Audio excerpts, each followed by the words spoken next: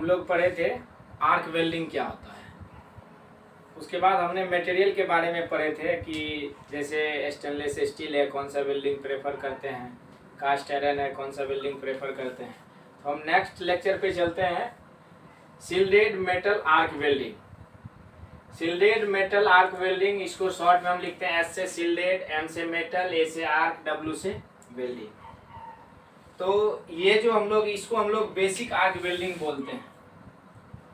इसको हम लोग क्या बोलते हैं? Basic arc welding. और इसमें जो क्वेश्चन पूछता है शिल्डेड आर्क वेल्डिंग में कौन सा मेटल प्रेफर करते हैं, किस मेटल के लिए हम क्या करते हैं? यूज करते हैं। तो इसमें जो हमारा वर्क पीस होता है, ये WP जो लिखा हुआ है, ये WP का मतलब होता है वर्क पीस। तो ये वर्क पीस हम क्या करते हैं? MS का, माइल्ड स्टील का हम लोग क्या करते हैं? इसमें जो रहता है वर्क पीस माइल्ड स्टील का रहता है। और इसमें स्टिक और कोटेड, इसमें जो है कोटेड इलेक्ट्रोड, कोटेड जो होता है इलेक्ट्रोड वो जैसे MS का रड रहता है, उस पर क्या आता है? फ्लक्स किया हुआ रहता है, फ्लक्स चढ़ाया रहता है उसका लेप, उसी को हम लोग क्या बोलते हैं? Coated electrode. और इसमें जो करंट होता है वो DC AC दोनों प्रेफर करते हैं, लेकिन जनरली हम लोग क्या करते हैं? AC करंट, बहुतायत तौर पे AC करंट ही प्रेफर किया जाता है। उसके बाद इसमें ये क्वेश्चन बार बार पूछता है, ये जो हमारा कैथोड जो होता है, कैथोड पे क्या होता है? नेगेटिव चार्ज होता है, ठीक है, नेगेटिव चार्ज होता है। कैथोड का काम कौन कर रहा है? इलेक्ट्रोड, इलेक्ट्रोड पे जो है इसमें क्या होता है? नेगेटिव चार्ज है। और जो वर्क पीस है जिसको हम वेल्डिंग कर रहे हैं वो हमारा क्या होता है? एनोड का कार्य करता है, उस पर पॉजिटिव चार्ज रहता है, यहाँ लिखा हुआ है। और कैथोड का जो टेम्परेचर होता है, कैथोड का 2400 डिग्री C, यानी इलेक्ट्रोड जिससे हम वेल्डिंग कर रहे हैं उस इलेक्ट्रोड का टेम्परेचर कितना होगा? 2400 डिग्री C। और वर्क पीस का टेम्परेचर कितना होता है? एनोड का, एनोड टर्मिनल जो है इसका टेम्परेचर 2600 से 2700 डिग्री। और कुल मिला के जो टेम्परेचर का रेंज होता है हमारा वेल्डिंग करने का वो 6000 से 7000। तो अप्रोक्सीमेटली इसको 6000 हम लोग लेते हैं, लेकिन किसी किसी बुक में जो है ये 5500 भी दिया रहता है, इसको लिख लीजिएगा, कहीं कहीं 5500 डिग्री C भी मिलता है, ठीक है। तो फिर हम लोग अभी पढ़ेंगे टिग और मिग क्या होता है।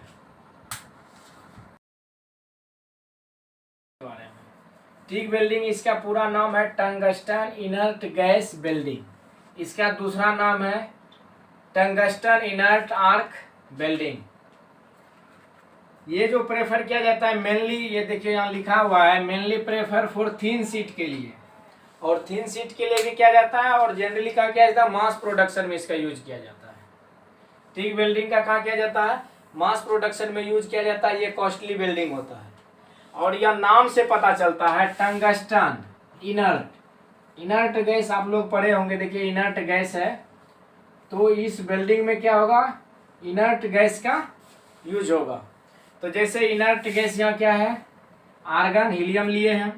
तो आर्गन हम लोग जनरली क्या करते हैं? प्रेफर करते हैं। आर्गन क्या होता है हमारा? चीप होता है, सस्ता होता है। और हीलियम क्या होता है? कॉस्टली होता है। और ये हीलियम हम लोग कहाँ यूज करते हैं? जो फाइटर जेट होता है ना, तो फाइटर जेट का जो वो हम लोग बॉडी बनाते हैं तो उसमें ये क्या करते हैं? टिग वेल्डिंग का यूज करते हैं। और वो हीलियम गैस, ये कॉस्टली होता है और ज़्यादा स्ट्रेंथ देता है ये, इसलिए वो हम लोग यूज करते हैं। ये सील्डिंग के लिए लिखा हुआ है। आर्गन और हीलियम क्या करते हैं? ये सील्डिंग के लिए, ठीक है, करते हैं। उसके बाद N2 देखिए, नाइट्रोजन का, कॉपर LY के लिए हम लोग यूज करते हैं। और CO2 स्टील, ये VVI क्वेश्चन है। स्टील को वेल्डिंग करना रहता है तो हम लोग को कौन सा गैस चाहिए? CO2, ये बहुत बार क्वेश्चन पूछा हुआ है। और ये पूछता है इसमें जो है हीलियम, जो हम लोग फाइटर जेट विमान होता है ना उसमें वेल्डिंग करते हैं, तो हम लोग को वहाँ ये टिग वेल्डिंग जो कर रहे हैं तो उसमें कौन सा गैस? इनर्ट गैस लेते हैं, हीलियम। और नाम से ही पता चल रहा है इसमें क्या इनर्ट गैस है, आर्गन और हीलियम हम लोग प्रेफर करते हैं। ये LY के लिए, ये देखिए कॉपर LY के लिए ओनली फॉर हम नाइट्रोजन यूज करते हैं। और स्टील के लिए क्या करते हैं? CO2। यहाँ आपको टिग नहीं देगा, डायरेक्ट पूछेगा कि स्टील के लिए, स्टील का हम वेल्डिंग कर रहे हैं, वर्कपीस हमारा स्टील का है, तो उस वेल्डिंग में कौन सा गैस प्रेफर करते हैं? CO2। तो समझ लीजिएगा कि वो क्या कह रहा है? टिग से क्वेश्चन दिया हुआ है, टिग वेल्डिंग से। उसके बाद इसमें जो इलेक्ट्रोड होगा नॉन कंज्यूमेबल इलेक्ट्रोड। इलेक्ट्रोड दो प्रकार का होता है, कंज्यूमेबल एक नॉन कंज्यूमेबल। हम लोग जब इलेक्ट्रोड पढ़ेंगे तब हम लोग वहाँ पर लेंगे कंज्यूमेबल क्या होता है, नॉन कंज्यूमेबल क्या होता है, इलेक्ट्रोड कितने प्रकार का होता है, उस पर फ्लक्स जो होता है, उस पर कोटिंग क्या क्या मटेरियल का किया जाता है। फ्लक्स जो है ना, कौन सा वेल्डिंग के लिए कौन सा फ्लक्स यूज कर रहे हैं हम लोग, जब इलेक्ट्रोड पढ़ेंगे तो हम लोग वहाँ पढ़ेंगे काय की लंबाई क्या कहते हैं, इलेक्ट्रोड का भी क्लास 1 से 2 दिन का, इलेक्ट्रोड का ओनली 4, ठीक है। और किस मेटल के लिए कितना डायमीटर का हम लोग क्या करते हैं, इलेक्ट्रोड यूज करेंगे और कौन सा फ्लक्स यूज करेंगे, ठीक है, वो हम लोग पढ़ेंगे। तो अभी हम लोग देखिए इनर्ट गैस में हम क्या करते हैं, आर्गन और हीलियम, ये सील्डिंग के लिए किया जाता है। आर्गन और हीलियम ये भी क्वेश्चन हमारा इंपॉर्टेंट है। ये क्या किया जाता है, सील्डिंग के लिए। और यहाँ जो N2 गैस है ये हमारा किसके लिए किया जाता है, कॉपर एलॉय के लिए। और ये CO2, ये वेरी वेरी इंपॉर्टेंट क्वेश्चन है ये स्टील के लिए। उसके बाद इसमें जो करंट हम लोग प्रेफर करते हैं AC DC दोनों करते हैं। एल्युमिनियम और मैग्नीशियम का जब रहता है हमारा, ठीक है, एलॉय जब वो हमारा ये रहता है तो उसमें क्या होता है, ऑक्साइड का फॉर्मेशन होता है इसमें, एल्युमिनियम और मैग्नीशियम। तो वहाँ पे जो मेटल हम लोग यूज करते हैं फाइटर जेट में, तो उसमें ये मिलाते हैं। क्यों मिलाते हैं, इसका वेट लाइट होता है, हल्का होता है। कभी हम लोग उसका जो बॉडी बनाते हैं तो एलॉय का ही बनाते हैं, ठीक है। तो एलॉय का इसलिए बनाते हैं, इसमें और सारे हम लोग क्या बोलते हैं एलॉय का वो मिलाते हैं, तो इसके इसलिए बनाया जाता है कि हल्का होता है इसीलिए। नहीं तो पता चलेगा कि MS का जेट का बता दिए बॉडी, तो वो उसका जितना मटेरियल उसका काम है उससे ज़्यादा उसका वेट ही हो गया, ठीक है, इसीलिए वो हल्का बनाया जाता है। तो हम इसको और इसमें है, इसको देखते हैं। चलिए हम लोग टीग का एप्लीकेशन पढ़ते हैं। एप्लीकेशन पढ़ने से पहले चैनल को सब्सक्राइब कीजिए और लाइक कीजिए। उसके बाद जो भी वेल्डिंग से मैं बार बार बोल रहा है, जिनको भी जो समस्या हो रहा है आप कमेंट बॉक्स में लिखिए। आप लोग पढ़ते नहीं हैं, कमेंट बॉक्स में लिखिए जो भी समस्या आ रही है तो उसका समाधान होगा। समस्या से ऐसा दुनिया में कोई समस्या नहीं है जिसका समाधान नहीं है। और जब तक भागते रहिएगा मेहनत से तब तक समस्याएं आप लोग को पैदा होते रहेगी। इसलिए समस्या का समाधान कीजिए, भागने से नहीं होगा, कब तक भागिएगा। इसलिए कमेंट बॉक्स में लिखिए।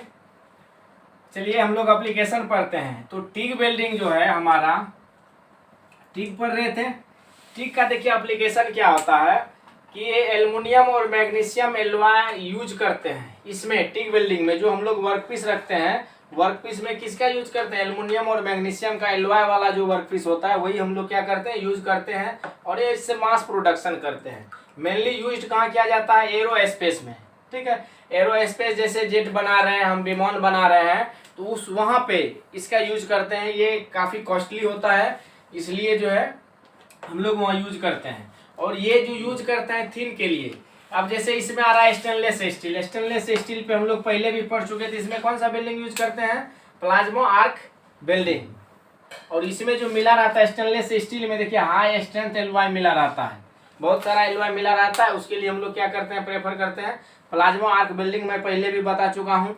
चलिए लिमिटेशन देखिए इसका क्या क्या है। पहला क्या है, वेरी कॉस्टली, बहुत महंगा होता है टिग वेल्डिंग। क्वेश्चन देखिए कहाँ से आता है, ये पूछता है इसका एलॉइंग एलिमेंट। जो जनरली एलॉइंग एलिमेंट है इसका एल्युमिनियम और मैग्नीशियम है। इसमें क्या है, इनर्ट गैस यूज किया जाता है। अभी हम बताए थे कौन सा, आर्गन और हीलियम। आर्गन क्या होता है, चीप होता है यानी सस्ता होता है। ये क्या होता है, कॉस्टली होता है।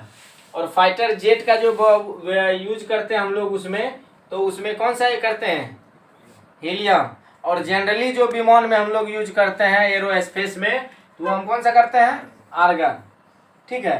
फाइटर जेट में ये इसलिए हम लोग यूज करते हैं क्योंकि उस पर कभी देखते हैं मिसाइल दगाता है, बम दगाता है, तो उसको रेजिस्ट करने के लिए वो ज्वाइंट जो है, वेल्ड जो है, वो क्रैक नहीं होगा या ब्रस्ट नहीं होगा, इसीलिए। और जनरली हम लोग जो जिसमें विमान में सफ़र करते हैं वो यात्री ढोने के लिए उसमें कौन सा गैस यूज करते हैं, आर्गन। तो उसके बाद देखिए हम लोग आते हैं लिमिटेशन में, वेरी कॉस्टली होता है।